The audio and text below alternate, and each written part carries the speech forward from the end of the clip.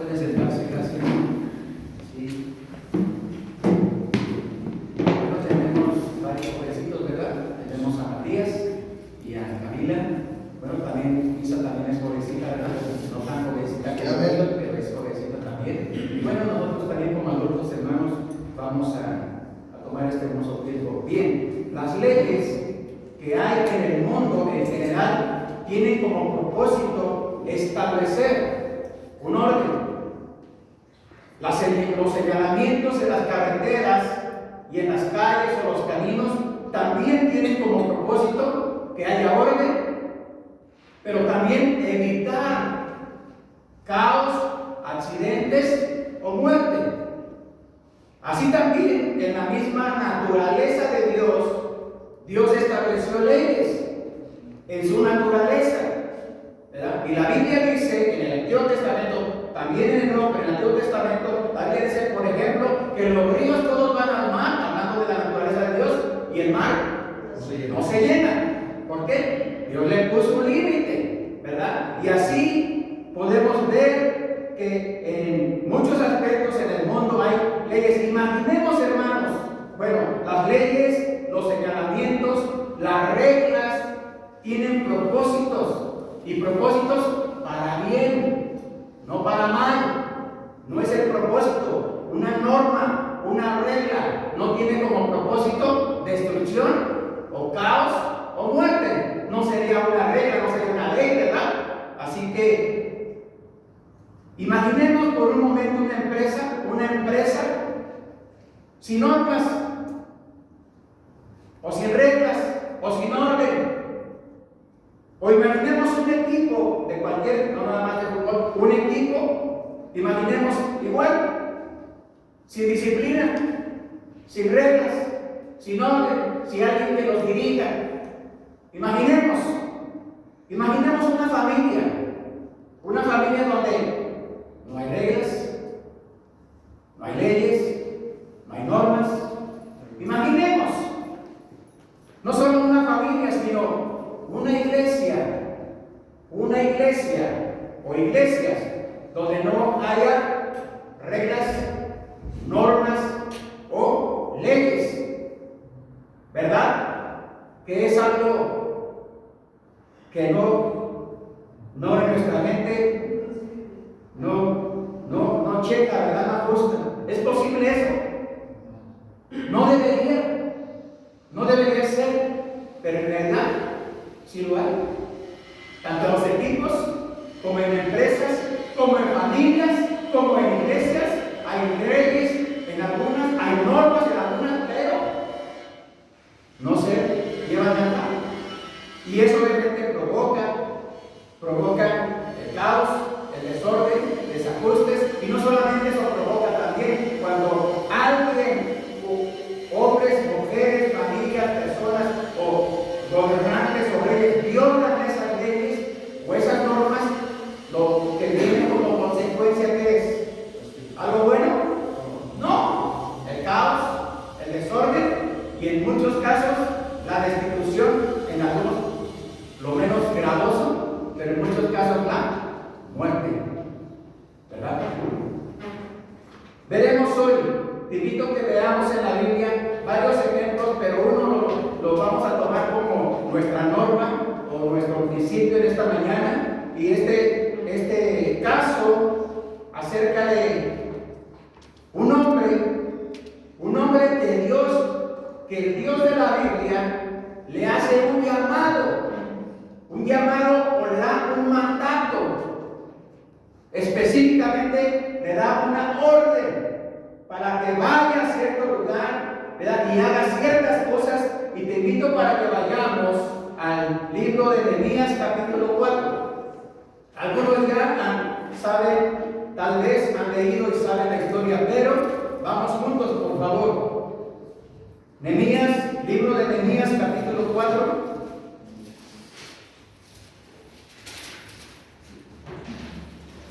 Amén. Después de los libros de Crónicas, en el Antiguo Testamento, si andan en el Nuevo Testamento, ahí no está, hermano. Bueno, al menos de que su Biblia sea diferente. Nehemías está Esdras. Quiero decirte que la historia dice que Nehemías y Esdras, que se consideran el mismo libro, cuentan, son contemporáneos, etcétera, etcétera. No solamente son como el libro de los Crónicas también. Y bueno, pero aquí encontramos en el libro de Nehemías, lo que dice la palabra de Dios, encontramos el llamado de Dios a este hombre. Es decir, Dios llama a este hombre, que el capítulo número de Nehemías nos dice, nos relata dónde trabajaba, dónde estaba ese hombre y a qué se dedicaba. Mira, puedes seguirme con tu vista, por favor. Dice en el versículo 1, capítulo 1 del libro de Nehemías, palabras de Nehemías, hijo de Acarías.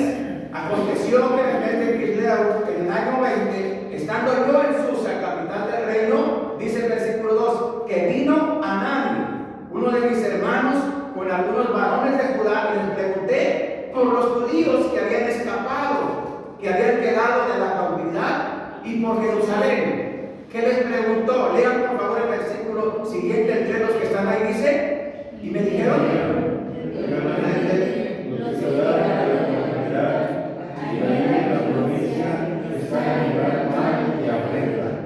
y el muro de Jerusalén preparado y sus puertas quemadas a fuego. Recibe la noticia.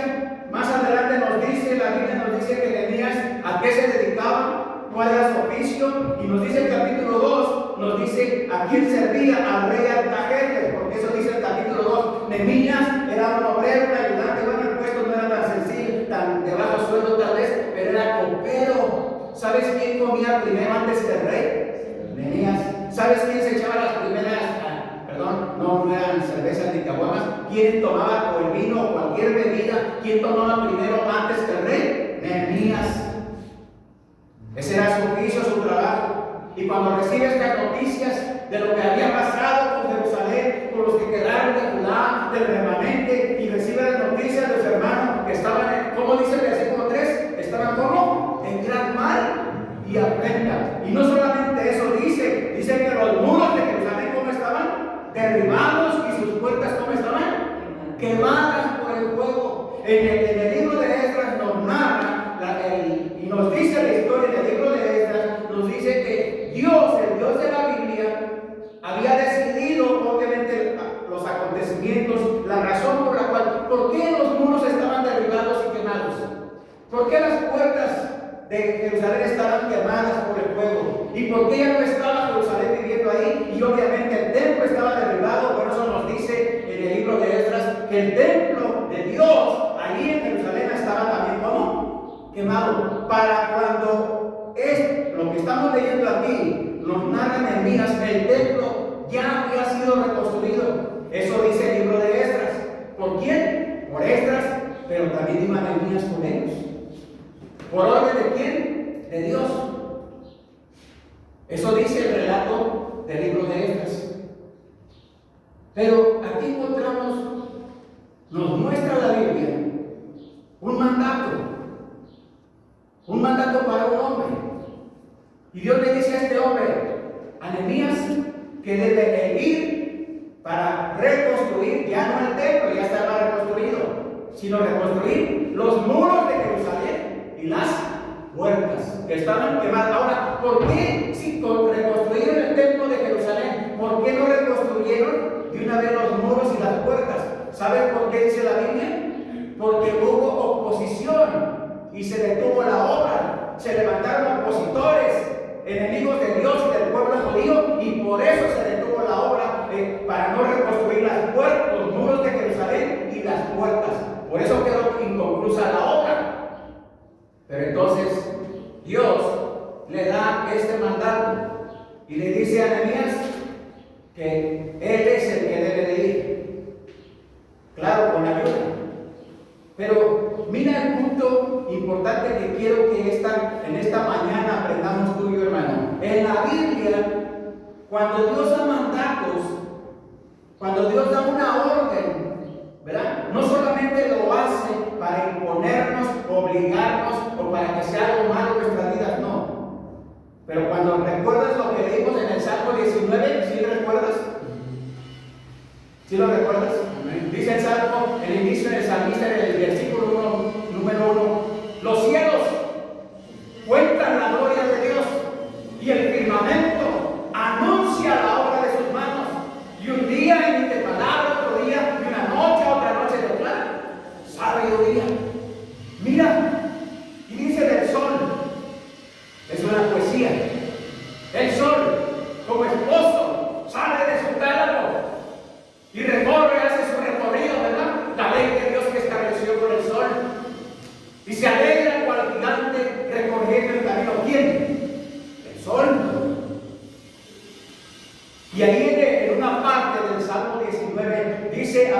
la ley, los mandamientos de Dios o esas leyes que Dios estableció en su creación, ¿cómo dice que son?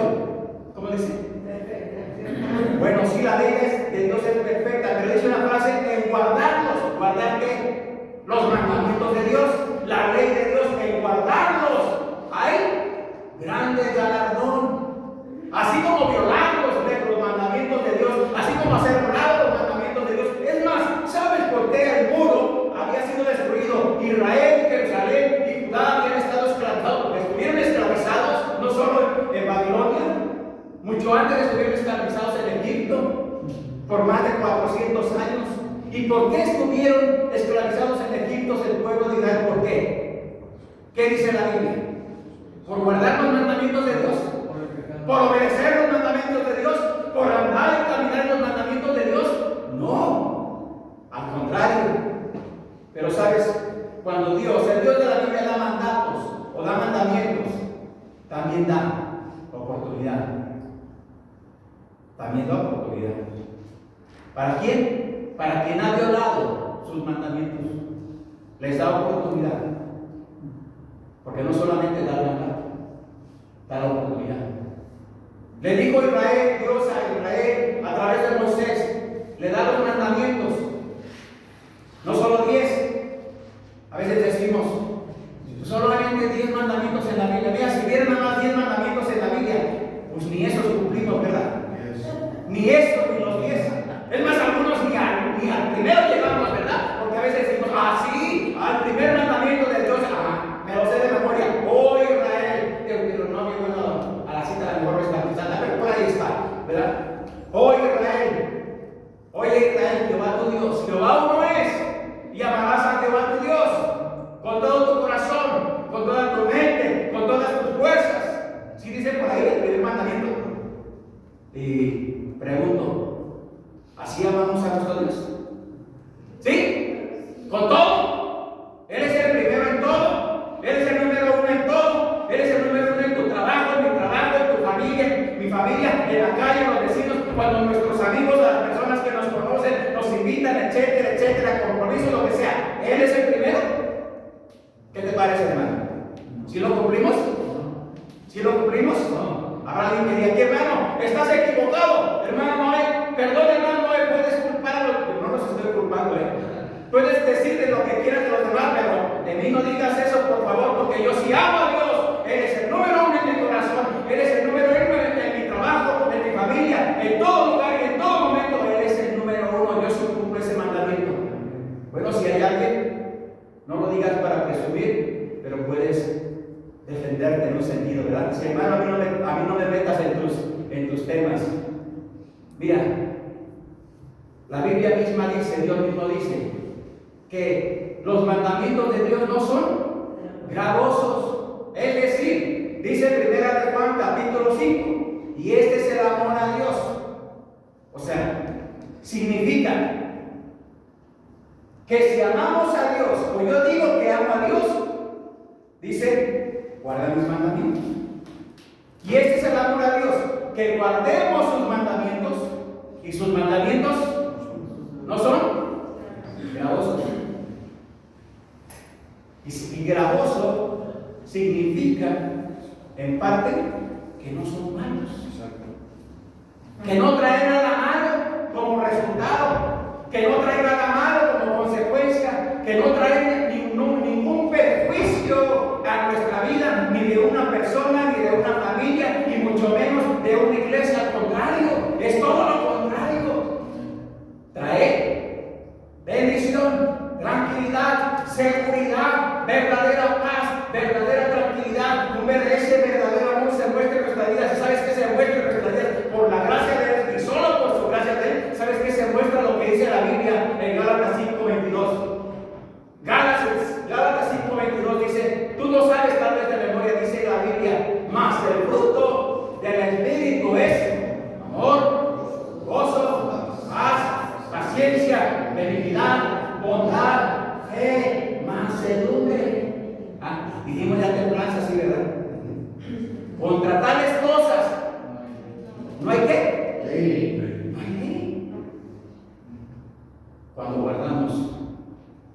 los mandamientos de nuestro Dios. Bueno, la Biblia nos dice, aquí más adelante nos dice Nehemías, en el capítulo siguiente, bueno, el 2, en el capítulo 3, nos dice la Biblia que Nehemías sale, le pide permiso al rey Artajerjes, porque el rey Artajerjes lo ve y se preocupa el rey, no tanto por la salud de Nehemías, ¿Sabes por qué se preocupó el rey cuando vio el rostro y la semblante de Nehemías? Le preguntó, ¿estás enfermo? ¿Por qué crees que le preguntó que si estaba enfermo o que algo le pasaba? ¿Por qué crees que le preguntó? ¿Porque le interesaba la vida y la salud de Nehemías? No, ha de haber dicho, este ya comió algo o ya bebió algo y ya me toca a mí, me va a tocar la vida como al chino de las lomas, ¿no? Y entonces Nehemías tiene temor porque él sabía perfectamente que no podía, no debería presentarse delante de ese rey humano con ese semblante porque los mataban. ¿Verdad? Sí. Tenía que morir. Sí. Y le dice al rey, ¿cómo no? ¿Cómo no voy a estar triste? ¿Cómo no va a ser mi semblante esto? ¿Cómo no voy a estar, en otras palabras, angustiado? ¿Cómo no voy a estar así? Si la casa de mis padres está en estas condiciones. Y entonces el Dios de los cielos, ¿verdad?, lo pone gracias a ese rey humano, Artajerjes, porque la Biblia dice que el rey le dijo, ¿qué quieres? ¿Qué pides? ¿No? ¿O qué necesitas? Y ¿sabes qué dice la Biblia hermoso? Eso es hermoso, detenernos y que Dios nos permita aprender un poco de su palabra. ¿Sabes qué dice la Biblia que hizo Nehemías? Antes de responderle al rey humano, antes de responderle, fue a la presencia del rey divino en oración y clamó en la presencia del rey divino, porque el rey divino es rey de reyes y señor de señores, y la Biblia dice que él está por encima. Es más, él quita reyes y pone reyes. Eso dice la Biblia, ¿no? Al grado de que, mira, el rey Darío, no Artajerjes, el rey Darío y Ciro y otros reyes fueron usados por Dios. Dios los usó a través de ellos. ¿Para qué? Para cumplir su bendita palabra y sobre todo para cumplir sus promesas. Porque cuando Dios promete algo, ¿lo hace? Claro que sí, lo hace. O es bueno o es malo.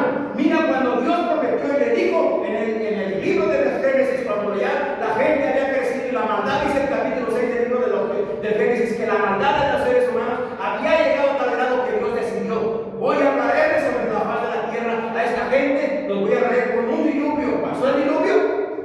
¿Sí vino el diluvio? Sí vino, aunque 120 años después, pero vino. ¿A poco no? Y cuando se levantaron esas ciudades perversas que la Biblia llama Sodoma y Gomorra, y Dios les envió, porque Dios es el Dios de misericordia, y les envió profeta y les dijo que se arrepintieran. ¿Se arrepintieron? ¿Sí se arrepintieron? ¿Y qué dice la Biblia? Bueno, con ellos no prometió, con Sodoma y Gomorra Dios no prometió destruirlos con agua. La Biblia dice que con ellos les dijo, haré llover del cielo fuego. Llovió cielo del cielo y llovió fuego. ¿Sí? ¿Y a quién consumió? ¿A quién? A esas ciudades. Mira, no eran nada más Sodoma y Gomorra. No eran 2 ciudades, eran 5 ciudades o más, probablemente. Dicen los historiadores. Pero Dios cumplió. Porque la misma Biblia dice, Números capítulo 23, versículo 19 dice, la palabra de Dios. Porque Dios no es hombre para que mienta, ni hijo de hombre para que se arrepienta. Él dijo, y no hará. Habló, y no lo ejecutará. Claro que sí. Y por eso, hermano, cada vez que Dios da un mandato, en este caso, le dice a Nehemías, ve a reconstruir. Ya no el templo ya estaba reconstruido. Los muros de Jerusalén y las puertas, ve. Y la Biblia dice que entonces él salió. Aquí hay algo importante, hermano. Más cosas que quiero compartirte. para obedecer un mandato de Dios o los mandatos de Dios eso implica obedecer, dejar cosas, Nehemías dejó su trabajo de copero, ¿no? Porque aunque le digo al rey, dame permiso, bueno, Dios lo puso en gracia, dame permiso, me voy a ir, no, cuántos meses, cuántos días, y él establece ese tiempo, y el rey Artajerjes le dice, entonces ven, y también le ayudó para cosas que él necesitaba. Cuando Dios llama, dice el libro de Génesis, en el capítulo número 12, Dios llama a un hombre llamado Abraham. Y este hombre vivía en Ur de los Caldeos. Y Dios le dice a Abraham, sal de tu tierra y de tu parentela a una tierra que yo te mostraré. Y la Biblia dice que ese hombre llamado Abraham, no Abraham, dice la Biblia, salió por mandato de Dios. Pero ¿qué dejó Abraham? ¿Qué dejó? Todo. Y la Biblia dice que Abraham, cuando recibe el mandato de Dios de que salga de Ur de los Caldeos, un pueblo, una nación idólatra, Ur de los Caldeos era una nación, un pueblo idólatra, y aunque ahí había prosperado Abraham, ¿verdad? En lo material, Dios le dice, sal. Y la Biblia dice que Abraham salió sin saber a dónde iba. Porque mira, cuando Dios nos pide algo, da un mandato, Él no está obligado a darnos el plan, ¿sí? O a darnos todas las cosas que necesitamos. Bueno, Dios, ¿quieres que haga esto? Pero a ver, explícame por qué. Paso 1. Ahora, y el paso 2 y el paso 3. ¿Dios está obligado a eso? ¿Está forzado? ¡Claro que no! Por eso es un mandato, es un mandamiento. Porque Él lo expresa, Él lo quiere, lo pide, ¿verdad? No como obligación. Porque Abraham pudo haberle dicho a Dios, o no pudo haberle dicho a Dios, pues gracias por pensar en mí, pero estoy muy ocupado con mis ovejas y etcétera, y no puedo. ¿O no? Cuando Dios, un mandato, para obedecer un mandato, los mandatos de Dios, debemos aprender o saber que implica dejar cosas y a veces personas. Porque el Señor Jesús, lo vemos en el ministerio del Señor Jesús. Dice a los evangelistas, Mateo, Marcos, Lucas, Juan, los 4 evangelistas, bueno, también otros, pero ellos especialmente dicen, cuando comenzó el ministerio del Señor Jesús, dice Lucas, era de edad de aproximadamente de 30 años de edad, que comenzó su ministerio. Pero dice la Biblia que cuando comenzó su ministerio, empezó a llamar, estaban unos hombres remendando las redes, lavando las redes, y el Señor Jesús les dijo, venid de mí y os haré pescadores de hombres. Y algunos de ellos, dice la Biblia, dicen los evangelios, que algunos de ellos dejando sus redes, le siguieron, ¿verdad? Pedro, tal vez entre los más famosos, Pedro el pescador, ¿verdad? Pedro y algunos otros. Obedecieron el mandato del Señor Jesús de seguirlo, porque Él les pidió que lo siguieran. Y eso implicó que dejaran ¿qué? Nada más sus redes. Nada más su barca. ¿Sí? ¿No tenían familia? Ahora pregunto, ¿tú crees que no tenían ellos planes, propósitos, metas, anhelos, deseos? ¿No? Claro que sí. Y implicó dejar todo eso. El Señor Jesús pasa en un lugar y ve a un hombre sentado en el banco de los tributos públicos llamado Leví y le dice, sígueme. Y la Biblia dice que ese hombre dejó su escritorio romano, ¿verdad? O su silla romana, y se levantó para seguir ¿a quién? A Jesús. ¿Por qué? Porque Él le pidió que lo siguiera. Y obedecer lo que Jesús pide o Dios pide implica dejar cosas, ¿no? Bueno, voy a decir algo. No es una mentira, desde luego, pero es algo que a mí me costó mucho trabajo. Porque era como mi Dios. Yo jugué fútbol toda mi vida. Y nutrí tanto mi vida de fútbol y aunque ya no se nota, ¿verdad? Ya perdí la figura, ya no estoy tan delgadito como estaba antes, ya atlético, ya. Pero mi Dios era el fútbol. Y cuando me decía mi pastor, Noé, tienes que que congregarte, tenemos que congregarnos, porque mira lo que dice la Biblia, que nos dejemos de congregarnos porque es mandato de Dios, etcétera, etcétera. ¿Y sabes qué hacía yo? ¿Sabes qué hacía? No quería obedecer, porque eso implicaba que yo tuviera que renunciar a eso que yo amaba. Pero déjame decirte que no solamente es el fútbol, hay muchas cosas que los seres humanos amamos y los tomamos en nuestra vida y los apreciamos y los alimentamos, etcétera, etcétera. Y cuando Dios nos dice, deja, mira, el pecado, dice la Biblia que el pecado esclaviza. Es un esclavo. Se refiere sí a Satanás porque eres el maligno, pero también se refiere al pecado que hay en nosotros que heredamos a través de nuestros padres, de Adán y Eva. Por eso dice la Biblia que en Adán todos mueren, refiriéndose a la naturaleza pecaminosa que recibimos de ellos. Y sobre todo el pecado, ¿verdad? No codiciarás el mandamiento de Dios. ¿Codiciamos, hermano? Sí. ¿Tú codicias a alguien? ¿Sí? Sí codiciamos. Pero la Biblia dice, no codiciarás y no desearás ni el trabajo ni la casa. No dice la casa, pero sí implica su casa. No vas a poner tu mirada en eso. Y más sin embargo, lo hacemos, ¿verdad? El obedecer al mandato, a los mandatos de Dios, siempre implica dejar. Te puedo decir con tristeza que hay personas de nuestra familia que no quieren dejar. Unos de adorar ídolos, porque es la verdad, adoran ídolos.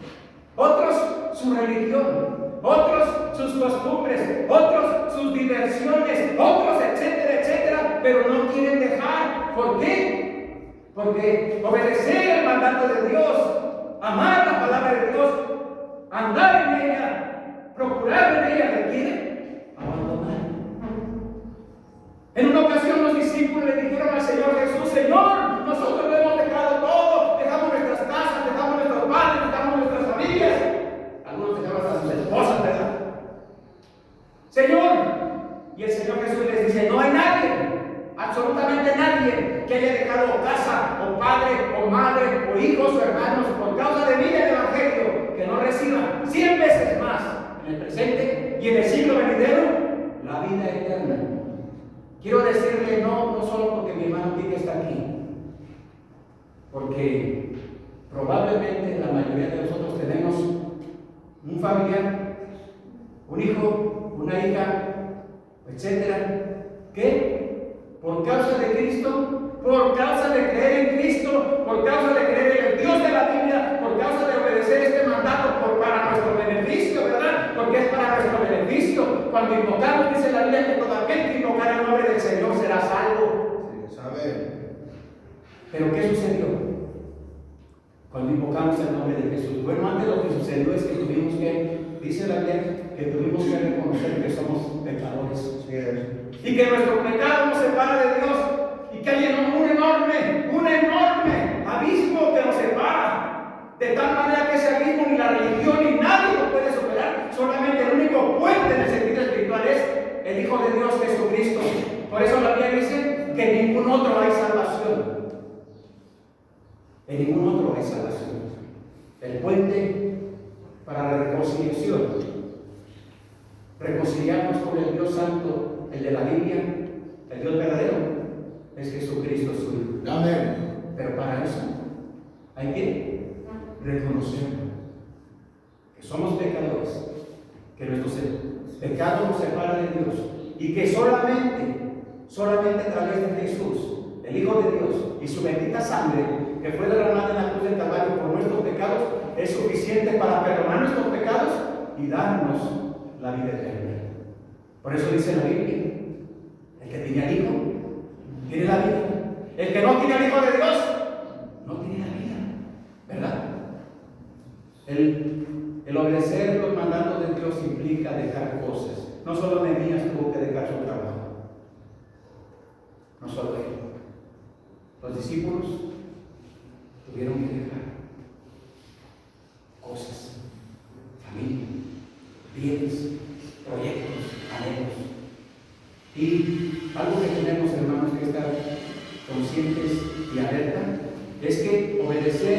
el mandato, los mandamientos de Dios o las leyes de Dios implica que habrá oposición. Habrá oposición. Habrá oposición. ¿Por qué crees que cuando queremos orar, qué fácil es orar? ¿A poco no? Es bien fácil orar, ¿a poco no? Una hora, 2 horas, 3 horas, 5 horas, qué fácil es orar. ¿A poco no, hermano? Mira, hermano, pasamos 10. Bueno, voy a decir algo fuera de lugar, no como mentira, pero qué fácil es pasar 10 horas orando para la iglesia. Es bien fácil, ¿a poco no, hermano? La iglesia bautista o cualquier iglesia es bien fácil. 10 horas, ¿qué son 10 horas orando? ¿Verdad? Hasta sin tomar coca, y bueno, menos coca, ¿verdad? Tomar ni agua, ni churros. Bueno, algunos se pueden morir si no comemos churros, ¿verdad? Pero qué fácil es. Es fácil orar, hermano. Cuando decides orar, decidimos orar, se levanta la oposición. O es la tele, o es el vecino, la vecina, o el amigo que nunca te visita, o voy a decir el compadre, que ya no es tu compadre, pero no le quieres decir porque te da miedo, a lo mejor te da tristeza, se va a entristecer. Pero cuando decidimos obedecer los mandatos de Dios, habrá oposición. La Biblia por eso dice, a través del apóstol Pedro, dice Dios, el Espíritu Santo, que Satanás anda como un rugiente, buscando a quién. Y en la parábola del sembrador, Mateo capítulo 13, también está dando el Evangelio, Marcos y Lucas, dice la parábola del sembrador del Señor, hablando de su palabra, que usa la semilla, etcétera, el sembrador, dice que cuando la semilla fue sembrada, ¿no?, en un terreno, vino el diablo y la tomó. Pero no solo el diablo. ¿Sabes qué dice en la explicación que el Señor Jesús le da a los discípulos de esa parábola? Dice, los afanes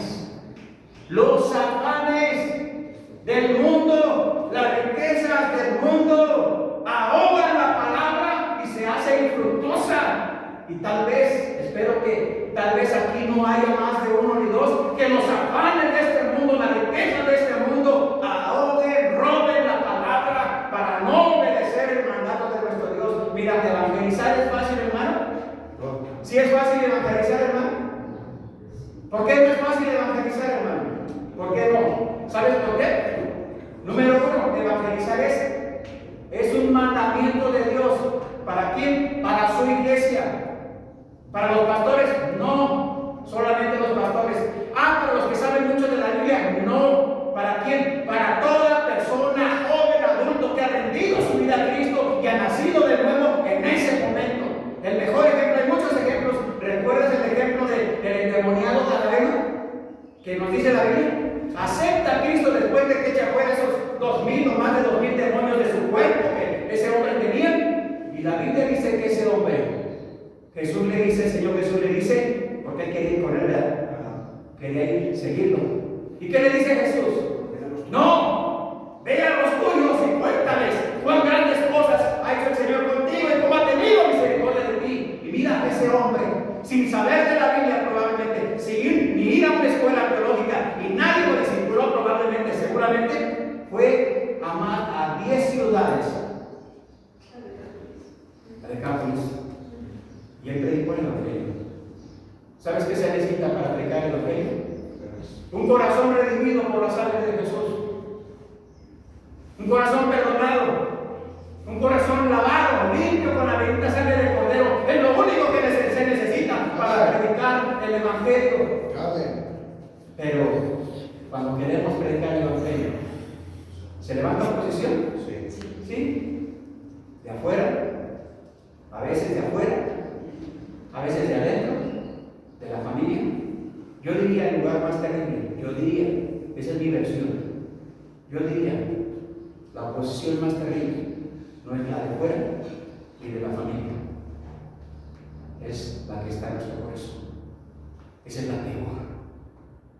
No, hermanos, que no tengo tiempo. No, hermanos, que estoy bien ocupado. No, hermanos, que mira. No, hermano. Nos engañamos. Bien dice la Biblia en Gálatas capítulo 6. No se engañes. Dios no puede ser burlado. Si no evangelizamos, el problema no está afuera, ni en la familia. ¿Sabes dónde está el problema? En nuestro corazón. Porque no amamos las almas. No las amamos. Porque si las amáramos, entonces les diríamos, ¿verdad? Mira, rinde tu vida a Cristo. Mira, Cristo es la solución. Mira, Cristo, el Señor Jesucristo, te puede salvar y perdonar. Él promete perdonarte cualquier pecado, librarte. Él es el Todopoderoso y Él es el único camino al cielo. Y les diríamos, insistiríamos hasta el cansancio. Alguien dijo, un misionero que hace siglos existió, y él clamaba y decía: Señor, dame un alma si no mi alma muere. Dame una alma si no mi alma muere, si no voy a morir. Y este hombre fue usado por Dios poderosamente, porque él amaba las almas. Conocí, no como amigos, conocí porque lo escuché predicar hace años. Ya partió con el Señor hace años este hermano. Se llamaba José Lingo. No, el hermano a lo mejor se acuerda.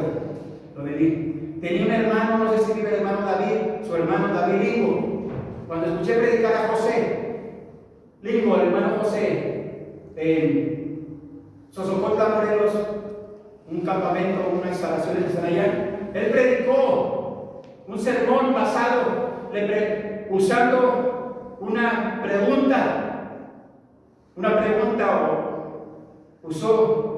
yo pensé que era colombiano, porque él estuvo como misionero en Colombia por más de 30 años. Igual en esa ocasión lo compartió, pero él no era colombiano, de nacionalidad colombiana, no, era americano, norteamericano. Pero José Lingo predicó un sermón. ¿Por qué? ¿Por qué fui como misionero a Colombia? ¿Por qué amo al pueblo colombiano? ¿Por qué llevo 30 años o más de 30 años, gastó su vida con su familia y dejó todo en su país por ir al pueblo colombiano? Y decía: porque yo amo a los colombianos y no quiero que vayan al infierno, porque el infierno es una realidad y yo no quiero que el pueblo colombiano vaya al infierno. Eso es amar a las almas. Eso es ser fiel a un llamado. Y partió con el Señor. Supe que partió con el Señor hace poco, o algunos años. Recuerda, cada vez que queramos obedecer un mandamiento, los mandamientos de Dios, número 1, implica dejar cosas. Porque si no dejamos cosas, se volverán estorbo, se volverán lastres, se volverán engañándonos a nosotros mismos. Eso dice la Biblia. Se volverá un impedimento para no servir a Dios y no obedecer sus mandamientos. Habrá oposición. La Biblia dice en el capítulo 4 de Nehemías que se levantaron, empiezan a reconstruir, y entonces se dan cuenta. Tobías, que se Sanballat, Sanballat, oyeron que capítulo 4 versículo 1 dice: cuando yo Sanballat que nosotros edificamos el muro, y se enojó, y no solamente se enojó, dice, se enfureció en gran manera e hizo escándalo contra los judíos. Y se levantó no solamente él, Sanballat, sino Tobías, la morita, y más se levantaron para tratar de impedir. ¿Sabes cómo lo hacían? Burlándose de ellos. Se burlaban de ellos. Y no nada más se burlaban de ellos cuando estaban tratando de reconstruir, obedeciendo el mandato de Dios, porque era el mandato de Dios reconstruir los muros y las puertas que estaban quemadas. Hacían burla de ellos. Estos pobres judíos. Esa frase me hace recordar. Esos pobrecillos cristianos. Esa pobrecilla iglesia, ¿verdad? Iglesia que dice ser una iglesia verdadera. Esos pobrecillos que salen ahí a solearse y dicen Jesucristo, y dicen, eso me hace recordar lo que quisieron hacer con Nehemías y ellos. Si una sombra se trepa de lo que están construyendo, nos va a derribar. Se van a cansar. Mira, no nada más hicieron escándalo. Dice la Biblia allá adelante, dice que dijeron: entremos entre ellos y matémosles. Quisieron parar la obra porque hay oposición. Y porque el Señor nunca nos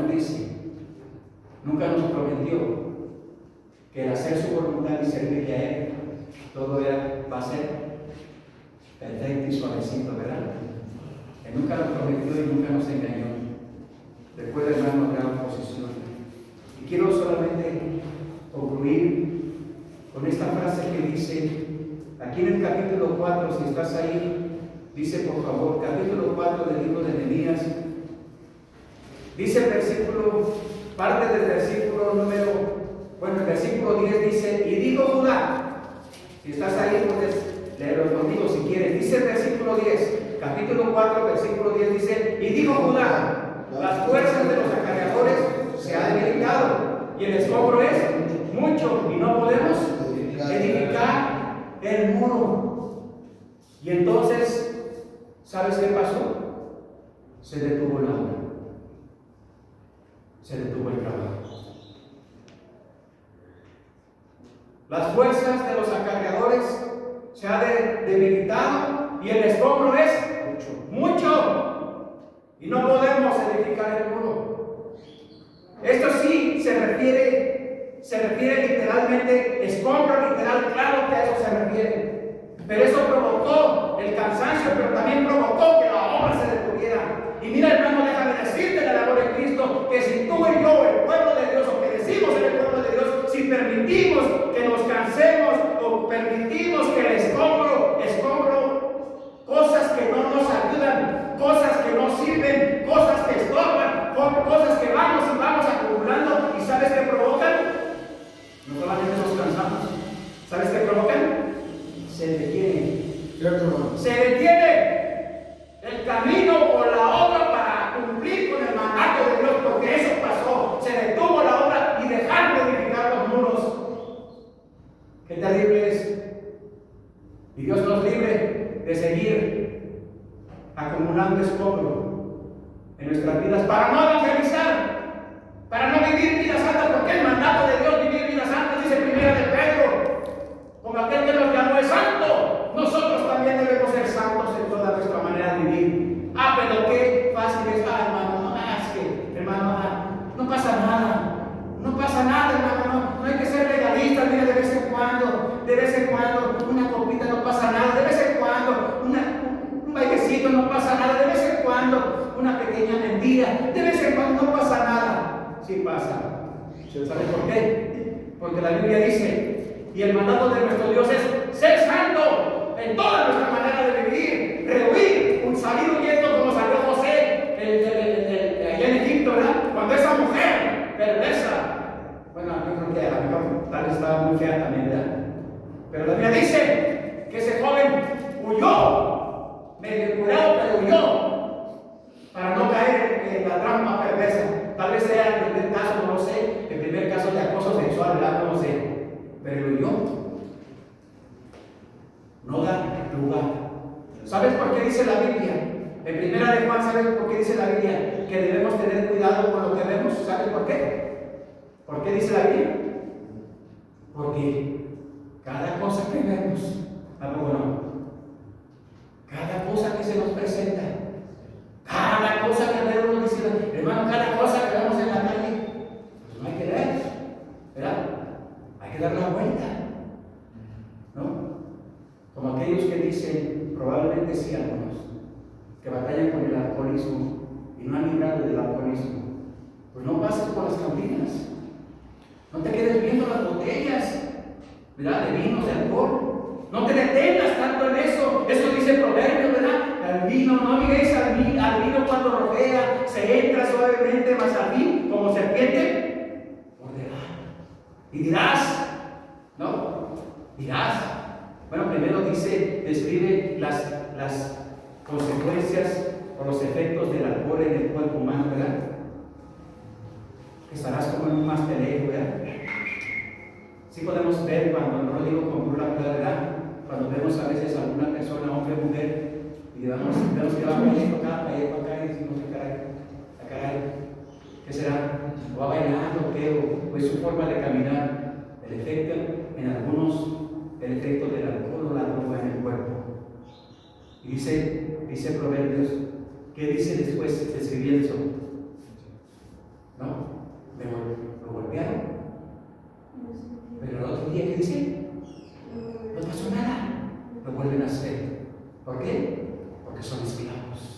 están esclavizados de sus propios pensamientos, ideas, pero son esclavos y necesitan ser liberados.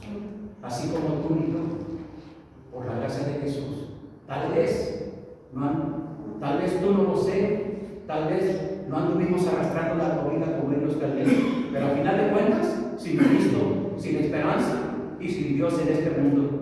Y alguien que estuvo dispuesto a obedecer el mandato de Dios llegó a nuestras vidas y nos dijo: mira, Dios te ama y quiere salvarte y quiere perdonarte y quiere darte vida eterna y quiere darte una nueva vida. Y se cumplió lo que dice la bendita palabra de Dios allá en 2 Corintios 5:17, ¿verdad? De modo que si alguno está en Cristo, es una nueva criatura. Las cosas viejas pasaron, de aquí todas son hechas nuevas. Y Pablo, cuando les dice a los corintios, también les dice, no reprochando, le dice: miren, esto eran algunos de ustedes, eran borrachos, eran mentirosos, eran ladrones, estafadores, eran todo esto, pero ya habéis sido lavados, ya habéis sido perdonados por la bendita sangre del Cordero, obviamente.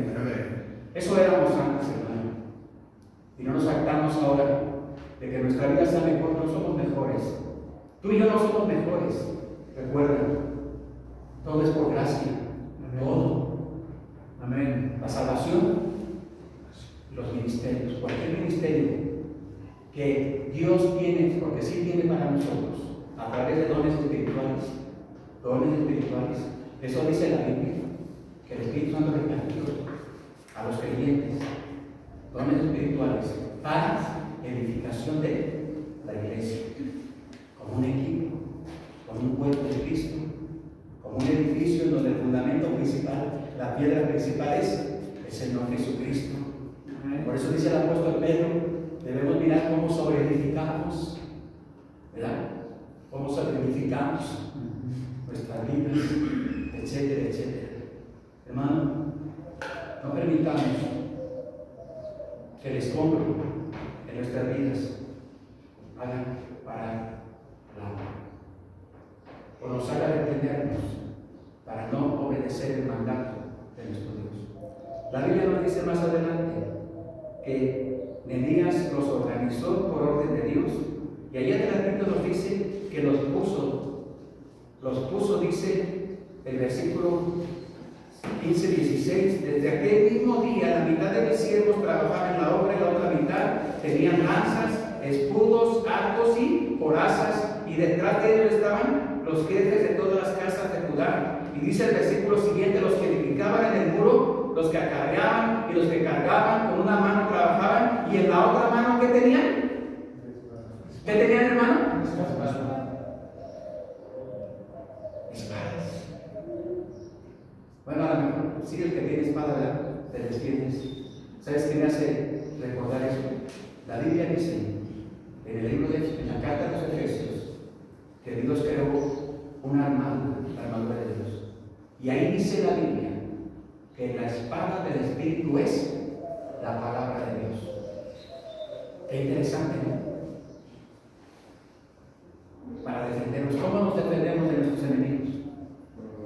¿Cómo debemos defendernos de nuestros adversarios? ¿Cómo debemos defendernos con los que nos atacan? ¿Cómo debemos defendernos de los opositores? ¿Cómo debemos defendernos de aquellos que se ponen en contra de la obra de Dios? ¿Cómo debemos defendernos, hermano? Bueno, al que te maldiga, pues maldícele. ¿Sí dice eso la Biblia? Pero en el Antiguo Testamento era la ley del talión, ojo por ojo, diente por diente, dice en el Antiguo Testamento, ¿no? Así que patada por patada, rasguño por rasguño, coscorrón tras coscorrón, ¿no? No, la ley dice la Biblia que el Señor Jesús no vino a invalidar la ley, vino a afirmar y a superar la ley. Y entonces el Señor Jesús les dice: al que te maldice, bendice, ¿verdad? Está bien fácil esa, ¿o no? Está bien facilita. Otra más, el Señor, échame otra más difícil. El que te maldice, bendícele. No está bien fácil. ¿Sí está fácil, hermano? No. Tal vez para ti, para mí no es tan fácil, la verdad. Porque cuando alguien, ¿verdad?, me dice algo, decía mi mamá, nos sale de los Contreras y le echa la culpa a mi abuelito cada vez de que diga: sí, yo soy culpable. Y nos sale, nos sube el apellido, dijo uno, ¿verdad? Se me subió el apellido y me salió la carne y mis modos pateados, pero me patearon, ¿verdad? Me pueden patear. Dice aquí que trabajaban, volvieron al muro, volvieron a trabajar, y en su mano, con una trabajaban y otra tenían unos con qué defenderse, pero especialmente dice que tenían en una mano la espada. Y reconstruyeron los muros. ¿Y sabes qué? Lo más importante que pasó no fue que levantaron los muros nada más. Y las puertas, se pusieron puertas nuevas, sí lo hicieron. ¿Sabes qué fue lo más importante, hermano? La presencia de Dios con ellos. No eran los muros, no eran las puertas. Lo más importante, la presencia de Dios con ellos. ¿Recuerdas el tabernáculo que Dios le pidió a Moisés que hiciera en el Antiguo Testamento? ¿Sí lo recuerdas? Pues dice la Biblia que en ese tabernáculo, después de que lo hicieron como Dios les pidió, descendía. ¿Quién descendía en el lugar santísimo? ¿Quién descendía? Dice la Biblia. ¿Quién descendía? Dios mismo, Jehová de los ejércitos, descendía. En ese momento una teofanía, en una nube en forma de nube, descendía y se posaba sobre el lugar santísimo. Israel sabía las 12 tribus que estaban en el atrio. El atrio era para las 12 tribus de Israel. Cada una estaba formada con su bandera, cada una de las 12 tribus, y la única tribu que podía, por orden de Dios, ministrar los sacrificios era la tribu de Leví, en el lugar santo. Solo ellos pisaban el lugar santo, la tribu de Leví. Pero el lugar santísimo, ¿quién entraba? Solo el sumo sacerdote de la tribu de Leví, una vez al año, con sangre de cordero, primero por pecados de él y después como del pueblo, y entraba al lugar santísimo por orden de Dios. Y se recibía la ofrenda, Dios, en el lugar santísimo, y salía el sumo sacerdote, pues armaban pachanga, se alegraban, porque era símbolo, señal de que Dios había cubierto sus pecados y había recibido la ofrenda por sus pecados, y entonces se iban contentos a sus casas. Pero eso lo hizo Dios, la presencia de Dios. Hermano, obedecer los mandamientos de nuestro Dios es para nuestro beneficio. Amén, cierto. Porque Dios quiere bendecirnos en abundancia, pero quiere que confiemos en Él. Y algo más importante, hermano, Dios quiere tener comunión con nosotros. Comunión. Por eso el salmista declara: yo me alegré con los que me decían, a la casa de Jehová iremos. Mirad cuán bueno, cuán delicioso es habitar los hermanos juntos. ¿Cómo? En armonía. ¿Por qué? Porque la presencia de Dios, Él prometió estar entre nosotros, ¿no? Bueno, aquí habemos más de dos, porque si hubiéramos sido, hermano, dice la Biblia, ¿no?, que donde estén dos o tres congregados en su nombre, ¿qué promete Él? Estar en medio de nosotros. Así que aquí habemos más de dos o tres, ¿o no? Sí, es. Pero lo importante es la presencia de Dios. Mira, no es un falso, no estoy atacando a nadie, pero hay grupos religiosos en el mundo que se juntan por miles o millones y no está el Dios verdadero entre ellos. No está. ¿Por qué la prometió estar con quién? Con su pueblo, con los que le adoran, con los que aman sus mandamientos. Eso lo prometió Él. Así que Él no está. El Dios de la Biblia no está entre esos grupos de miles y miles o millones de personas. La Meca, un lugar sagrado para los musulmanes, tiene una piedra, la piedra negra, en una parte de una columna que tiene en el centro, y rodean millones y millones más de musulmanes, tienen que ir, etc. Y esa piedra negra, ¿sabes qué dicen de dónde vino? Alá. Alá, su Dios, la envió desde el cielo. ¿Y sabes quién encontró esa piedra negra? ¿Sabes quién encontró? Mahoma, su profeta, el profeta de ellos. Y no solamente la encontró, ¿sabes qué hizo? Él colocó, tienen las fotos ellos, colocó esa piedra. Mahoma colocó esa piedra, la piedra negra, está en un ángulo de esa torre como torre. Y ahí van dando vueltas y vueltas y vueltas. Y los que tienen más, no sé si suerte, como le llamen, pueden acercarse y besar la piedra negra, que al estar más negra, contaminada de los besos que le dan, ¿verdad? Pero ahí van. ¿Y sabes cuántos van? Millones y millones van. A la Meca siguen yendo millones y millones. Pero el Dios de la Biblia ¿Está ahí presente? De esa manera es ordenado, es glorificado. De esa manera, aunque sea sincero, etcétera, pero es realmente de grata para Dios. Si lo es, la Biblia dice que no lo es. Así que el resultado de obedecer los mandamientos de Dios es obvio, es natural, que habrá el guardarlos. Hay grande galardón. ¿Guardar qué? Sus mandamientos, sus estatutos, sus decretos, sus leyes, el guardarlos. Hay un gran, en otras palabras, hay una gran recompensa. Porque galardón significa recompensa también, ¿no? Así que, hermanos, vamos a adorar a nuestro Dios y a ser fieles a sus mandatos. Que todo lo que Él nos mande lo hagamos. Que todo lo que Él nos pida lo hagamos. ¿Cómo? Como Él quiere, como Él lo establece. Sabiendo que habrá oposición, pero también sabiendo que implica dejar, abandonar cosas en nuestra vida. Te pido que oremos y terminemos con este tiempo. Oremos. Señor, gracias le damos por este tiempo y le pedimos, Señor, que nos ayude en el nombre de Jesús a quitar de nuestro corazón o de nuestra vida todo aquello que estorba, todos aquellos escombros, lastres, pensamientos, ideas, filosofías, ideologías. A final de cuentas, dice la Biblia, sabiduría del hombre. Esa sabiduría, dice la Biblia, que es animal, que es terrenal, pero también que es diabólica. Ayúdenos a quitar todo lastre, todo estorbo, para poder avanzar hacia los mandamientos y lo que tenemos que hacer, lo que usted nos manda que hagamos, Señor. Ayúdenos, tómanos en sus benditas manos, Señor, y que no sea solamente una emoción, y mucho menos, no solo sea un ritual nuestros servicios en este día, Señor. Guárdenos, quédese con nosotros, Padre, que tengamos cuidado en las cosas que tenemos que hacer hoy, por la tarde, que tengamos cuidado, Señor.